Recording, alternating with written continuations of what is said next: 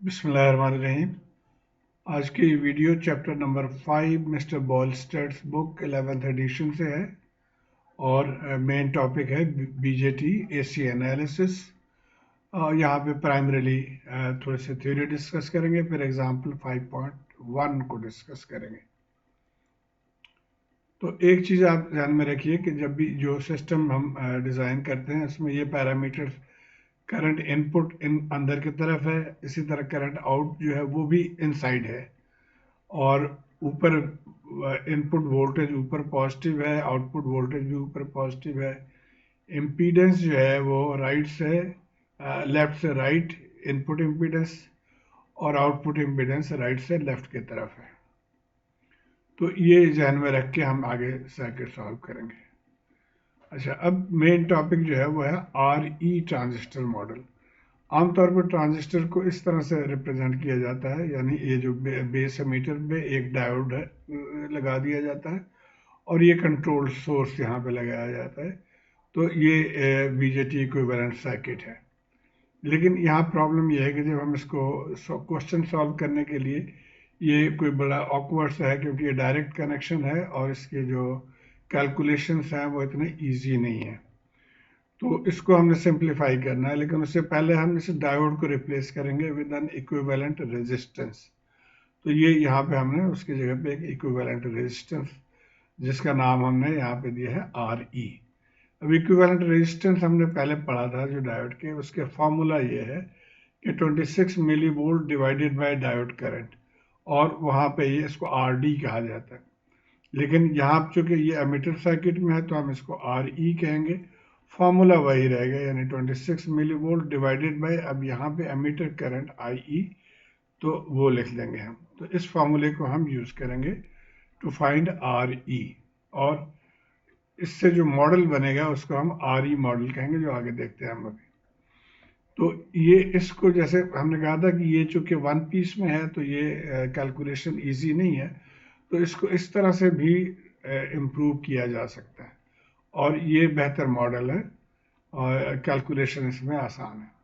लेकिन यहाँ एक पॉइंट और भी है कि आमतौर पे हम डिज़ायरेबल ये होता है कि आउटपुट पे एक हाई इम्पीडेंस लोड हो, ताकि जब ये ट्रांजिस्टर किसी और सर्किट के साथ कनेक्ट हो तो इस पर लोडिंग ना हो।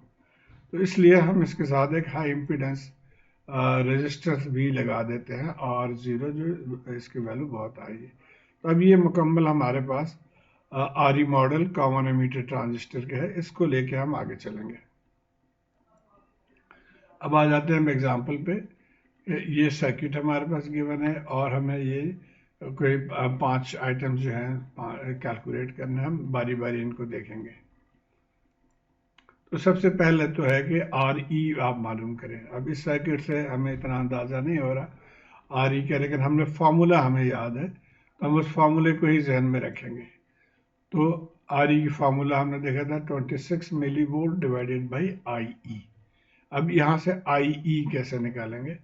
इस सर्किट को एक दफ़ा और ये आपने अगर देखा होगा कि बेस करंट और एमीटर करंट का फॉर्मूला इस तरह से है कि IE बराबर है बीटा प्लस 1 इंटू IB। इस फॉर्मूले को हम लेके चलेंगे। तो अब IB क्या है वो हम इस सर्किट से देखेंगे। तो अब इस सर्किट को अगर आप गौर से देखें, मैंने रीड्रॉ कर लिया, कुछ चीज़ें यहाँ पर लिख दी हैं। इसको VCC कहा जा रहा है, ये IB करंट है, ये RB रेजिस्टेंस है, ये VBE है। तो हम यहाँ से देख सकते हैं कि IB करंट जो है वो VCC minus VBE divided by this resistance RB, ये इसका फॉर्मूला होगा। अब यहाँ पे वैल्यूज हम पुट कर देंगे।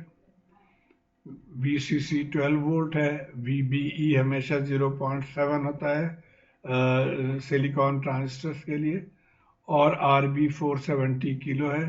तो यहाँ से हमें IB निकल आया। अब IB जब निकल आया, बीटा इस ट्रांजिस्टर का गिवन है 100, तो इसमें हम पुट करके IE निकाल लेंगे। तो यहाँ से IE निकल आया और ये IE हो गया। अब इसको हम इसमें पुट करके हम RE निकाल लेंगे। तो RE हमारा जो है वो 10.71 ओम हो गया। तो ये पहला हिस्सा हो गया।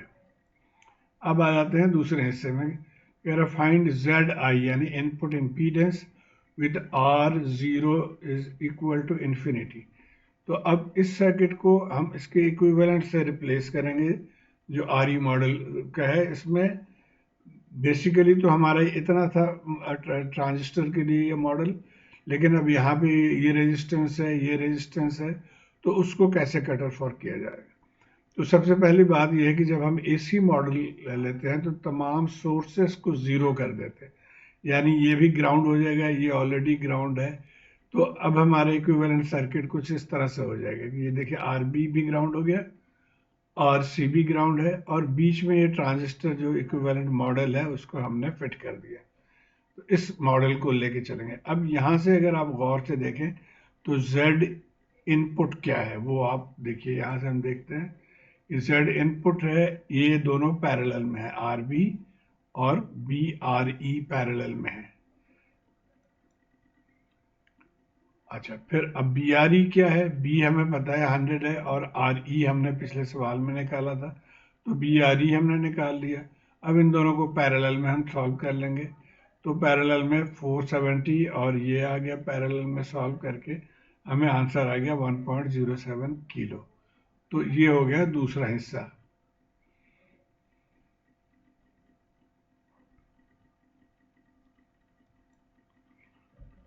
अच्छा, अब इसका तीसरा हिस्सा जो है वो है calculate Z0 with R0 is equal to infinity. अब Z0 यानी आउटपुट, आउटपुट को देखें। अब आउटपुट में अगर आप देखें तो ये दोनों पैरेलल में आ जाते हैं, RO और RC पैरेलल मिला के, तो ये Z0 बनेगा, ये Z आउट। अब R यहाँ पे ये कह रहा है कि RO इन्फिनिटी है, तो अगर इन्फिनिटी के साथ किसी चीज़ को पैरेलल में करेंगे तो इन्फिनिटी इन्फिनिटी कट जाएगा, और यहाँ से आप देख सकते हैं कि बाकी वही जो रेजिस्टेंस है यानी RC रेजिस्टेंस बाकी रह जाएगा। तो ये आ गया हमारा ZO जब RO इन्फिनिटी है। तो ये पार्ट C हो गया। अच्छा, पार्ट डी में कह रहा जी कि वोल्टेज गेन मालूम करें जब RO इन्फिनिटी है। वोल्टेज गेन का हमें फॉर्मूला पता है कि V आउट ओवर V इन। तो अब यहाँ से हम इसको भी निकाल लेंगे कि अब V आउट क्या है। अब इस सर्किट को देखें, ये V आउट है, ये हमारा करंट है। This current is flowing through this parallel branch. तो इसको इसके साथ जब हम मल्टीप्लाई कर देंगे तो हमें करंट आ जाएगी, लेकिन चूंकि इसकी डायरेक्शन ऊपर पॉजिटिव है, इस करंट के हिसाब से नीचे पॉजिटिव होना चाहिए था, इसलिए हम माइनस साइन लिख लेंगे। So minus this current VIB into RO RC parallel, तो यहाँ से हमें V आउट आ जाएगा। अच्छा, लेकिन अब IB यहाँ पे हम मालूम कर लेते हैं। IB हमने पहले निकाला था यहाँ से कि V input divided by BRE, ये IB करंट है, ये V input divided by BRE। इस वैल्यू को अब हम यहाँ पुट कर देंगे, तो ये हमारा आ गया V नॉट। अब ये कट जाएगा, V को इधर लेकर आ जाए, तो ये हमारा हो गया जी वोल्टेज गेन। और यहाँ पे भी जब ये RO इन्फिनिटी है तो ये पैरेलल में सिर्फ RC के बराबर रह जाएगा, तो RC डिवाइडेड बाई RE और वैल्यूज पुट करके, तो ये हमारा गेन आ गया -281.11। ये पार्ट डी हो गया।